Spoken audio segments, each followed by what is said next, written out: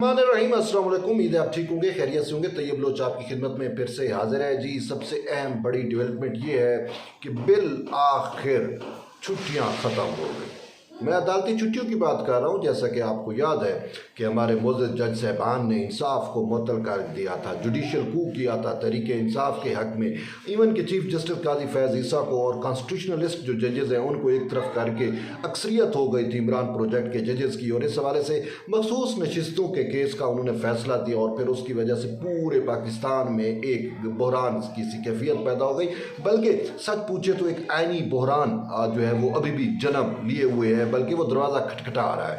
अब वो आइनी बहरान क्या है कि मुअज़्ज़ज़ जज साहबान की जानिब से जो है वो छुट्टियों को अजीज़ किया गया, और उस वक्त जो वक्त की ज़रूरत थी मखसूस नशिस्तों की नज़रसानी दरख्वास्त के ऊपर जो है वो समाअत करना, वो उन्होंने नहीं की। उन्होंने कहा जी हम लंदन जाएंगे, हम न्यूयॉर्क जाएंगे, हम न्यूयॉर्क की यात्रा करेंगे, हमें सेमिनार अजीज़ है, हमें ये इंसाफ अजीज़ नहीं है। उन्होंने ताले लगा के चले गए। अब होता क्या है फिर उसके बाद? होता ये है कि पार्लिमान जो है वो इनकम्प्लीट हो गया। जो कौमी असम्बली का हाउस है जो वो इनकम्प्लीट हो गया, और उसको इनकम्प्लीट करने में सबसे बड़ा किरदार जो है वो 8 जजेस का है, और ख़ासकर जिसकी कमान जो है वो जस्टिस मंसूर अली शाह के हाथ में थमा दी थी। पीछे कुछ और भी महरक़ात थे, कुछ और भी लोग थे, लेकिन मेन जो इल्ज़ाम अब आया वो जस्टिस मंसूर अली शाह पे आया, क्योंकि उन्होंने उसको लीड किया, उन्होंने कमान संभाली है। तो अब कैप्टन उन 8 जजेस के जो है वो मंसूर अली शाह है। फिर होता क्या है कि जब मखसूस नशिस्तों का फैसला दिया गया, बुरान पैदा हो गया, हाउस इनकम्प्लीट हो गया, ठीक है।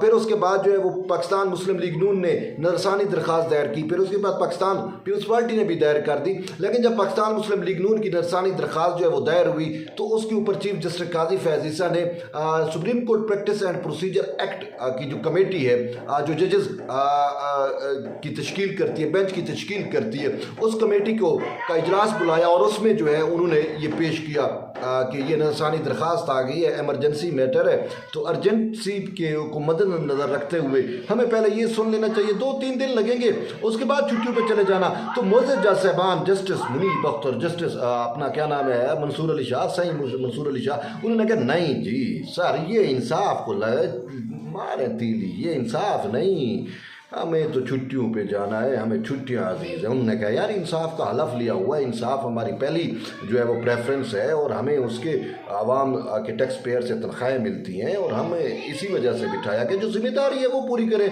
उन्होंने कहा आइन में लिखा हुआ है हमें छुट्टियों का भी हक़ है, तो हम पहले अपना हक़ इस्तेमाल करेंगे, छुट्टियाँ ख़त्म होंगी उसके बाद देखेंगे। चलो भाई, छुट्टियाँ चले गए, कोई न्यूयॉर्क, कोई लंदन यात्रा की, कोई अमेरिकी ओहदेदारों से मिला, कोई क्या, कोई जो सारी स्टोरियाँ आपके साथ हैं। कोई लंदन में जाके मुबैना तौर के ऊपर अडियाला जेल में कैदी को मैसेज भेजता रहा, वो सारी कहानियाँ आपको याद हो चुकी हैं, या आपको आइडिया है अगर आप मेरे व्लॉग देखते हैं। तो उसके बाद अब क्या होता है कि वो जो इन्होंने छुट्टियों का बहाना किया था, वो छुट्टियाँ तो अब हो गई हैं ख़त्म।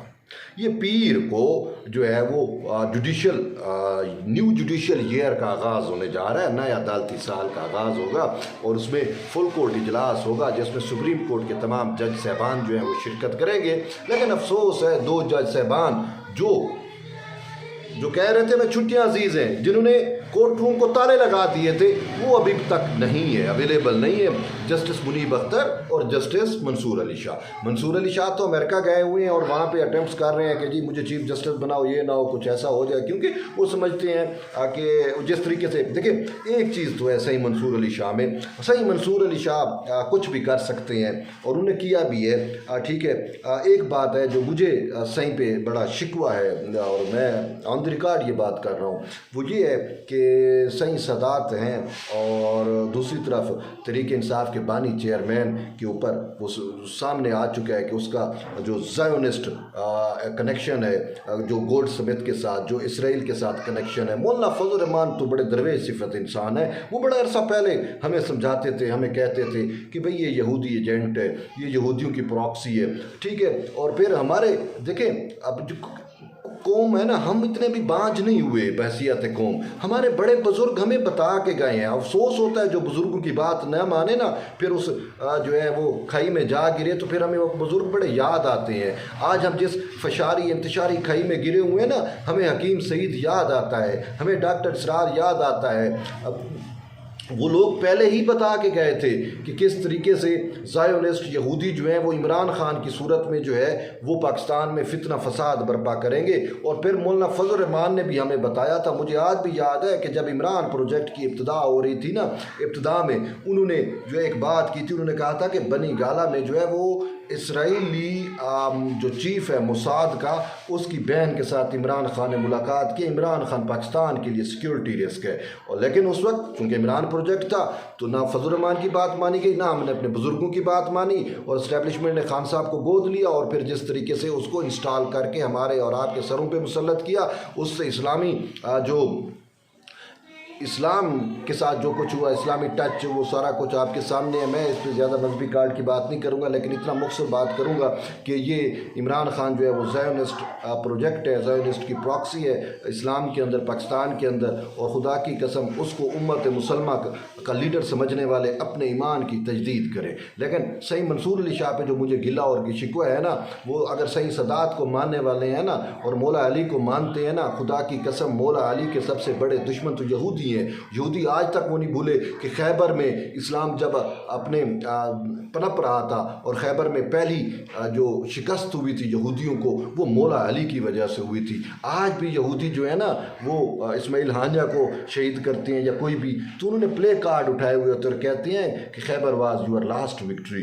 तो सही अगर मंसूर अली शाह जो है वो एक तरफ अगर मौला अली को मानते हैं तो दूसरी तरफ इस यहूदी एजेंट को, इस यहूदी प्रॉक्सी के लिए क्यों कर सहूलतकारी कर रहे हैं, अपने आइन के खिलाफ जा रहे हैं, अपने जो है वो हलफ के खिलाफ जा रहे हैं। सही आपसे हमें ये उम्मीद नहीं थी, इसी वजह से हमें आपसे ज़्यादा शिकवा बनता है। तो बहरहाल अब बात वापस आते हैं, बात यह है कि अभी तक तफसीली फ़ैसला नहीं आया। तकरीबन 60 से ऊपर दिन गुजर चुके हैं, चलिया हो गया, कोई वो जुमेरातें हो गई, लेकिन सही मंसूर अली शाह की जानिब से अभी तक डिटेल जजमेंट नहीं आई और उसकी वजह से अभी तक मामलात जो हैं वो आइनी बहरान जो है वो सर उठा के खड़ा हुआ है। अब ऐसी सूरत हाल के अंदर अब हमें ये है कि जी छुट्टियों का जिन्होंने बहाना किया था, छुट्टियां भी ख़त्म हो गई, कल से यानी कि नया अदालती साल होगा, छुट्टियां ख़त्म हो गई, लेकिन अभी तक मंसूर अली शाह साहब और जैसे मुनीब अख्तर वो अपने वर्क पे नहीं है। मंसूर अली शाह जी अमेरिका में है, आ जाएंगे जी 11 को आएंगे, 12 को आएंगे और फिर जी जुडिशल वर्क पे जो है वो रहेंगे, या 16 से वो कोर्ट्स में बैठेंगे।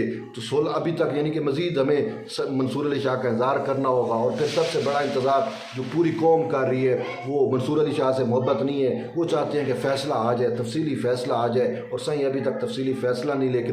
और ये कहा जा रहा है कि कहीं ना कहीं ये सोच पनप रही है, मंसूर अली शाह को कैल किया जा चुका है या किया जा रहा है कि जी काजी रिटायर हो जाए उसके बाद आप फैसला दें, या काजी की रिटायरमेंट के वक्त फैसला दें, अक्टूबर में जाके फैसला दें, अभी फैसला नहीं देना। तो ऐसी सूरत हाल में अब ये भी है कि हुकूमत ने क्या करना है, हुकूमत के पास क्या क्या ऑप्शन है, उसमें मैं आपको बता देता हूँ कि हुकूमत जो है वो मैंने सुना है कि ये जो इलेक्शन तरमीमी एक्ट आया है इसमें भी कुछ थोड़ी बहुत गलती, कोई गुंजाइश रह गई है, टेक्निकली एरर है या जो भी है, इमला की गलती है, उसको दुरुस्त करना है। शायद उसके बाद इलेक्शन कमीशन फैसला दे दे, जो है वो इस कानून पे अमल कर ले।